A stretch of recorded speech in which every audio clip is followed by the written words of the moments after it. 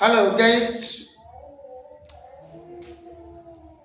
Day 11 बीज गणित में आपको मैं बता रहा हूं zeros and roots of polynomials, मतलब बहुपद के शून्यक और मूल क्या होते हैं और इसका विशेष उपयोग कैसे हम करते हैं उसके बारे में बताऊंगा। तो किसी भी बहुपद की चर का वह मान जो बहुपद को शून्य कर दे बहुपद का शून्य कहलाता है, किंतु किसी चर का वह मान जो किसी समीकरण को संतुष्ट करे समीकरण का मूल या हल कहलाता है। ठीक है, अब हमने आपको गद्य के रूप में, पद के रूप में, स्टेटमेंट के रूप में इसको तो समझा दिया, लेकिन शायद समझ में आपको अगर नहीं आ रहा है तो इस परिभाषा को फिलहाल आप स्क्रीनशॉट ले सकते हैं। अब इस चीज को समझते हैं कि मैंने या ये स्टेटमेंट क्या कहा। तो अब बहुपद चाहे द्विघातीय हो या एक रैखिक हो या त्रिघातीय हो, बहुपद मान के चलिए 2x प्लस 3, 2x प्लस 3 क्या है? बहुपद है। अगर लिखा जाए 2x प्लस 3 बराबर 0, तो ये क्या है? तो ये है बहुपद। क्या है? बहुपद, लेकिन इसको कहेंगे क्या? समीकरण। तो बहुपद और समीकरण में फर्क है कि बहुपद में बराबर का चिन्ह नहीं होता है और समीकरण में हर हाल में बराबर का चिन्ह होगा। ठीक है, तो दोनों में ही जो चर होता है, वास्तव में चर का मान ही या तो शून्य कहलाएगा या मूल कहलाएगा।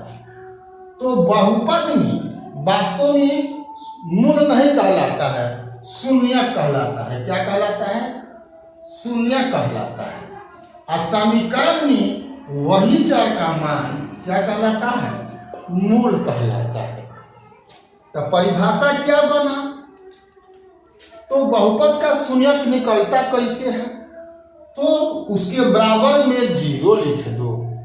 जैसे बहुपद है 2x प्लस 3, तो इसका शून्यक यदि निकालना है तो क्या करोगे? इसका संगत समीकरण लेना है। तो संगत समीकरण क्या हुआ? जो बहुपद है उसी के बराबर में 0 लिख दो और इसको सरल कर दो। तो क्या हो जाएगा? 2x बराबर 0 घटाओ -3 यानी -3, x का मान निकाल दोगे, क्या होगा? -3 बटा 2। तो ये इस समीकरण के लिए क्या कहलाएगा? मूल कहलाएगा। लेकिन इस बहुपद के लिए यही x का मान क्या कहलाएगा? शून्य कहलाएगा। मतलब शून्य क्या होता है? इसको बराबर 0 कर देता है। जो बहुपद है उसको 0 कर दिया और समीकरण में वही चर का मान क्या करता है? तो यहाँ पर दाहिने में 0 हुआ तो बाएं में भी मान क्या होगा? 0 होगा। तो 0 कब होगा? तो जब x का मान -3 होगा। आप देख सकते हो, हम बाया साइड में LHS में क्या करेंगे? 2 गुना -3 बटा 2 और +3 लिख दें। तो क्या हो जाएगा? 2 से 2 कट गया, -3 और +3 बराबर क्या? 0। ये हो गया RHS हो गया। तो इसको कहते हैं संतुष्ट करना। यानी यहाँ अब ये -3 बटा 2 अगर इसे मान भर देंगे तो बाया और दाहिना, बाया में भी 0 और दाहिना में भी 0 हो गया। इसको कहते हैं संतुष्ट करना। ठीक है, अब यहाँ पर मान दे दोगे तो फिर भी इसका रियल क्या आएगा? 0 ही आएगा। बात समझ लिया। तो नाक जैसे छू लेकिन थोड़ा सा फर्क पड़ेगा। बहुपद में हर हाल में उसको शून्य कहेंगे और समीकरण में उसी मान को यानी चर के मान को ही हम क्या बोलेंगे, मूल बोलेंगे। ठीक है, तो ये तो हो गया एक रैखिक समीकरण का देखेंगे। अब अगर द्विघातीय है तो अब मान लो ax² plus bx plus c है, तो इसका शून्य क्या होगा? तो इसका शून्य का आपको बताया हुआ है, क्या होगा? Minus b plus minus root under b² minus 4ac/2a।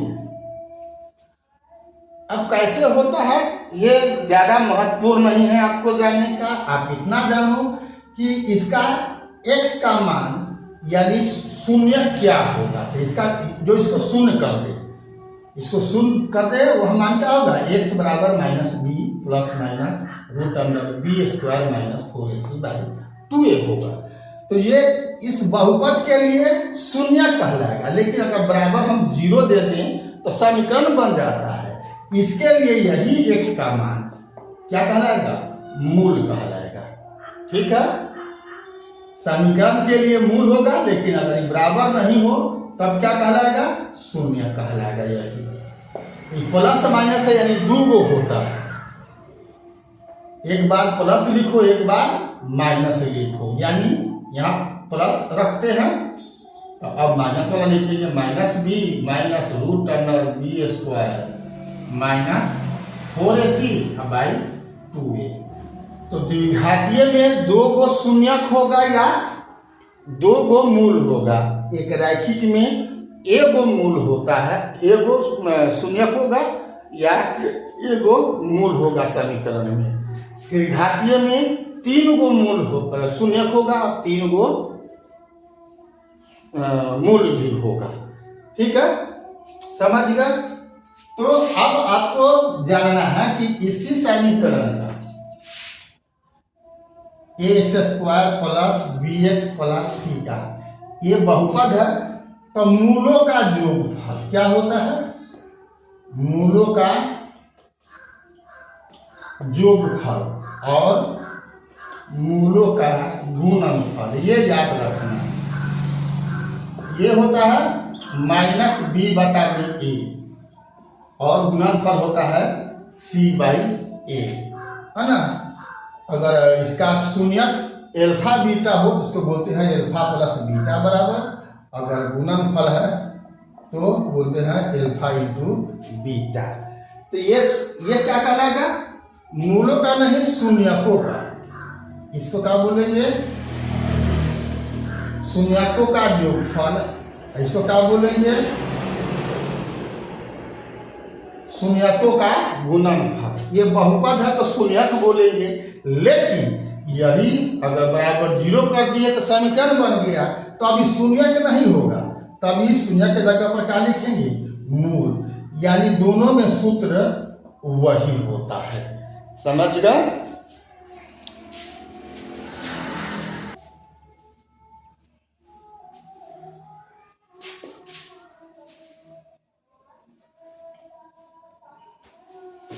अब मान लो हम कोई समीकरण लिख रहे हैं 2x² प्लस 3x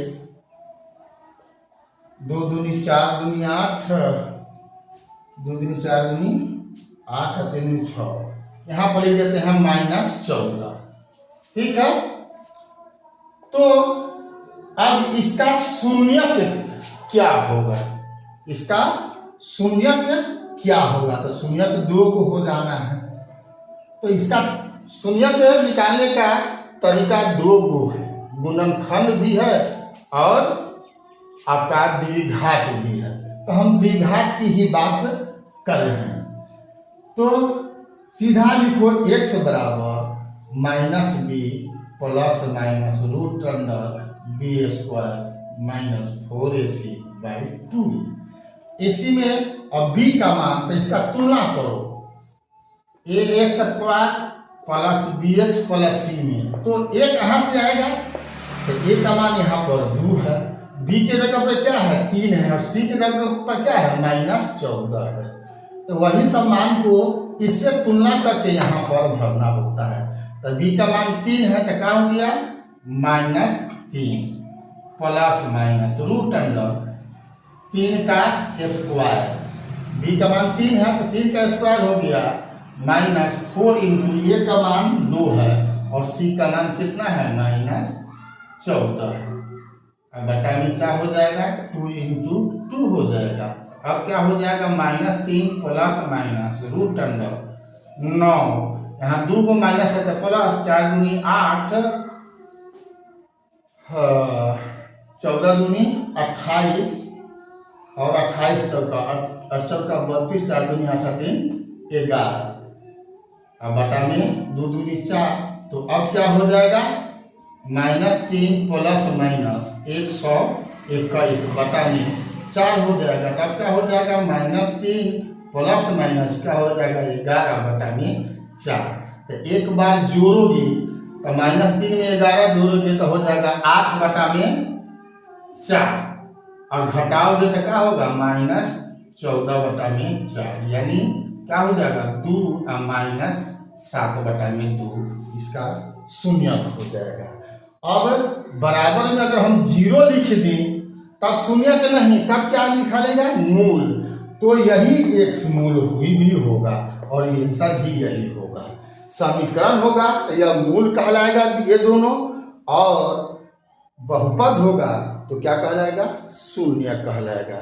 ठीक है, समझ गए होंगे। अब इसी का अगर कहा जाए कि योगफल, क्या शून्यकों का, पहले हम बहुपद के रूप में बात करते हैं, शून्यकों का